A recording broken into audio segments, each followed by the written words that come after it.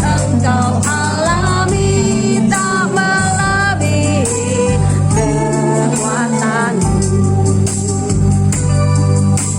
Tangan Tuhan sedang merendah suatu karya yang agung mulia.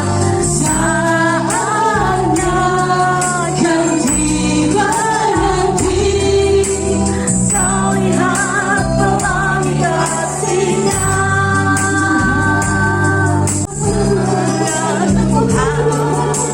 Sedang merendah suatu karya yang agung mulia.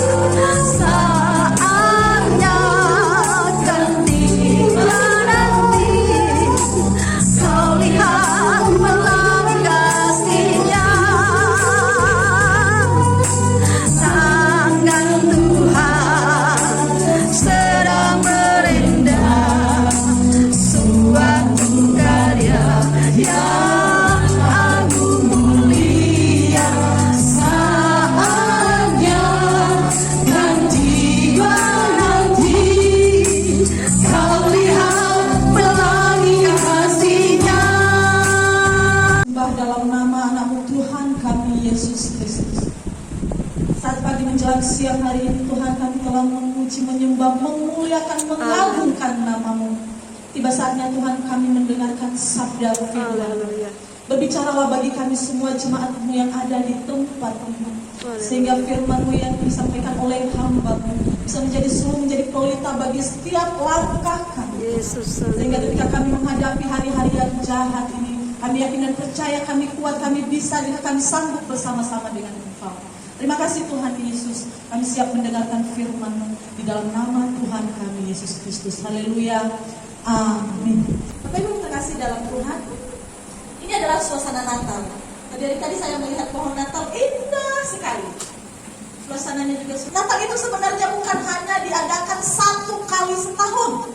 Banyak sekali orang berpikiran bahwa Natal itu cuma diadakan sekali setahun, tanggal 25 Desember. Natal sesungguhnya adalah di mana kita menerima Yesus, di mana kita bersekutu dengan Yesus. Itu adalah Natal sesungguhnya. Amen. Hari ini saya tidak membahas tentang Natal. Karena kenapa? Udah banyak sekali khotbah tentang Natal.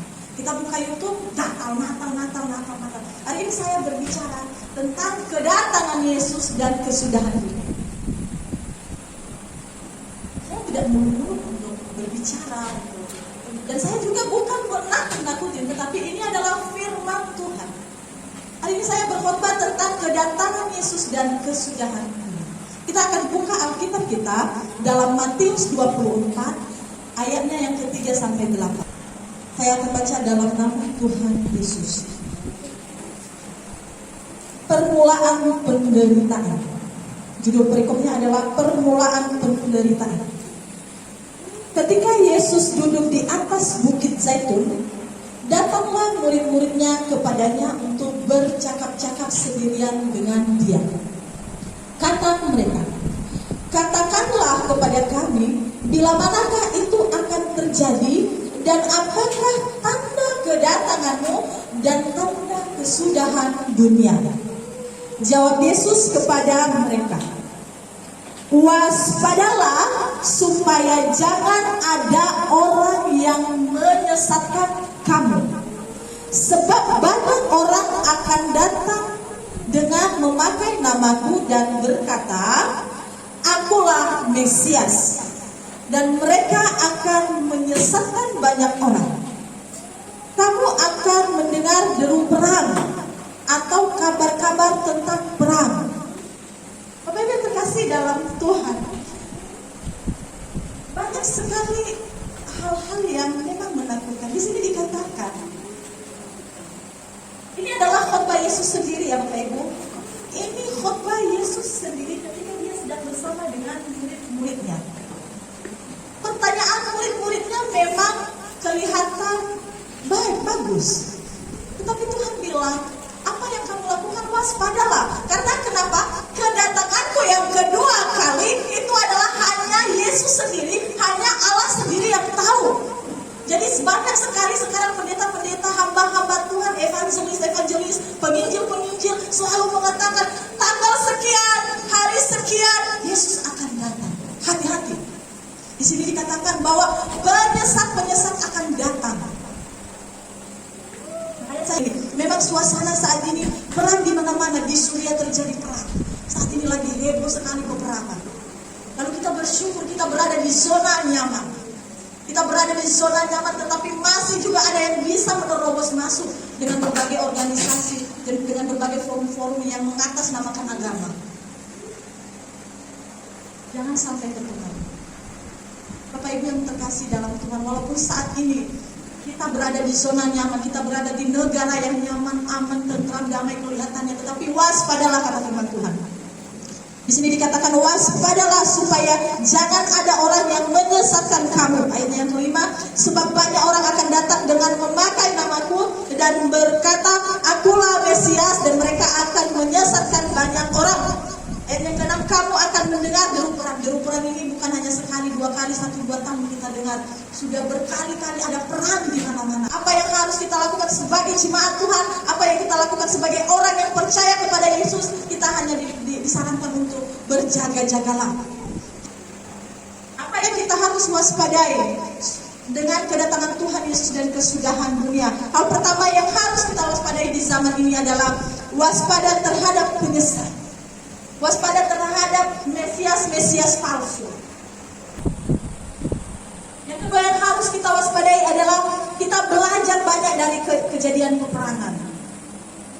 Kita harus belajar juga, bukan karena kita berada di zona nyaman terus kita berpikir, wah saya di Indonesia aman-aman aja, jadi saya ya aman-aman aja, yang penting puji Tuhan saya bisa makan, saya bisa minum, tidur nyenyak, sudah selesai. Peperangan sebenarnya bukan hanya perang secara senjata, tetapi perang melawan diri kita sendiri. Perang melawan bagaimana kita harus menyingkirkan rasa ego kita, menyingkirkan kesombongan kita, supaya kita lebih rendah hati. Banyak orang berkata, wah saya paling benar, saya paling kudus, saya paling suci, saya rajin beribadah. Tetapi ego lebih penting daripada kebahagiaannya sendiri. Egonya lebih penting daripada kebahagiaan keluarganya. Egonya lebih penting daripada kebahagiaan anak-anaknya. Sebenarnya itulah peperangan yang sesungguhnya yang harus kita hadapi. Kita rancang dulu keluarga kita. Karena kenapa? Ketika kita bersekutu dengan Tuhan, kita harus memperbaiki intinya dulu. Sekarang kendaraan, ketika kendaraan itu mesinnya rusak, otomatis sebagus apapun dia punya bodi, sebagus apapun dia punya pernak-pernik, tidak akan berfungsi. Tetapi ketika mesinnya hidup, maka semua itu akan otomatis akan berfungsi dengan baik. Apa yang terkasih dalam Tuhan, banyak sekali yang mungkin kita pikirkan baik untuk keluarga kita, tetapi sebenarnya itu tidak.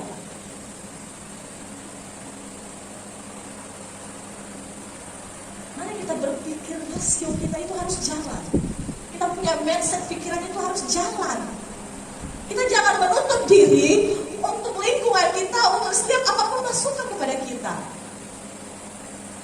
Tapi kita belajar, mari belajar untuk menyimak apa yang sebenarnya baik untuk kita.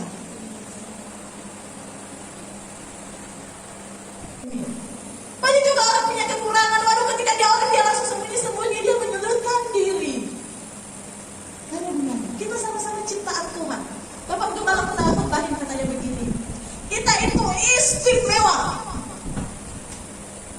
Istimewa, ciptaan Tuhan yang paling istimewa adalah manusia.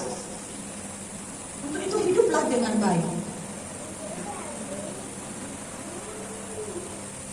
Hal ketiga yang harus kita waspadai di zaman ini adalah berhikmat dari fenomena kelaparan dan kemiskinan. Kelaparan ini mungkin di Indonesia belum terjadi ya.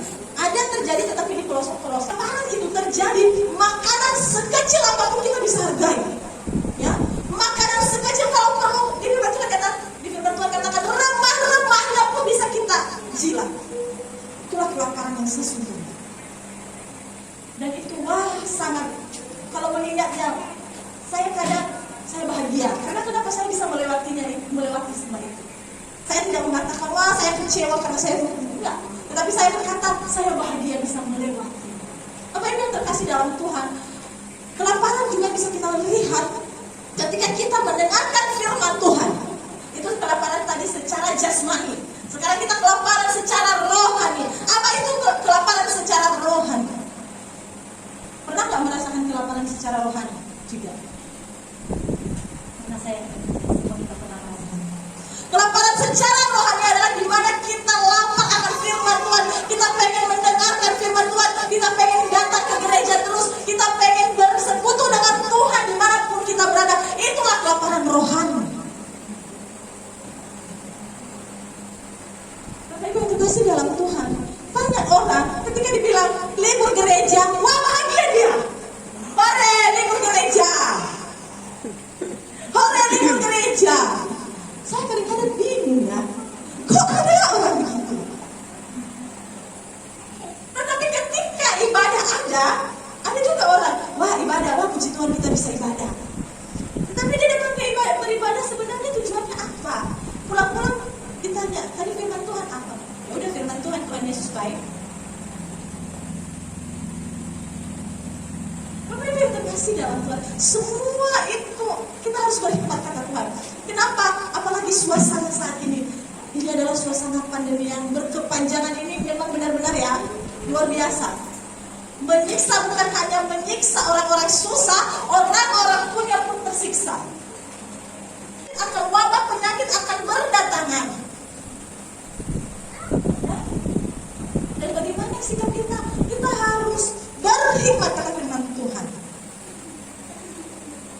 Untuk itu mari kita berjaga-jaga. Kita harus waspada dengan segala sesuatu. Segala sesuatu yang terjadi saat ini saya yakin dan percaya Tuhan izinkan. Bukan karena kemauan Bapak Ibu, bukan karena kemauan pemimpin-pemimpin negara yang seperti saya dengar di video-video. Bukan, tetapi itu semua diizinkan Tuhan. Untuk apa? Untuk menyambut kedatangannya yang kedua kali. Untuk kesudahan dunia ini. Tapi ini bersama.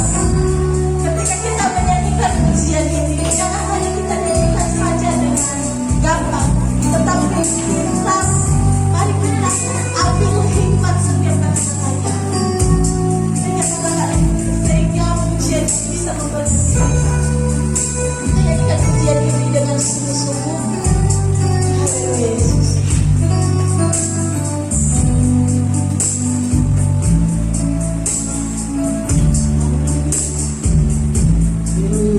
Kau izinkan sesuatu terjadi. Ku percaya semua untuk kebaikanmu. Bila nanti telah tiba waktu, ku percaya kuasa-Mu memulihkan hidupku. Waktu Tuhan pasti yang terbaik.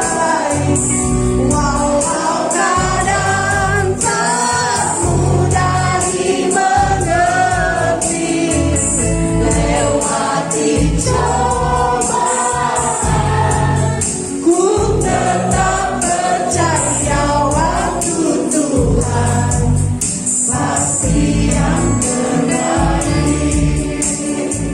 firman Tuhan yang luar biasa, berkat Tuhan yang luar biasa pagi ini. Demikian juga kami akan menjadi berkat dimanapun kami berada untuk kemuliaan Tuhan. Karena itu saudara-saudara yang kasih, arahkan hati kepada Tuhan.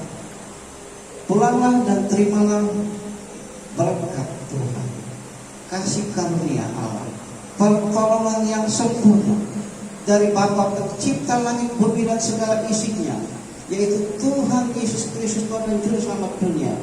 Pimpinan tuntunan daripada Roh Kudus menyertai jemaat Tuhan saat ini sampai Maranatha. Tuhan Yesus datang kedua kali. Terima kasih Yesus.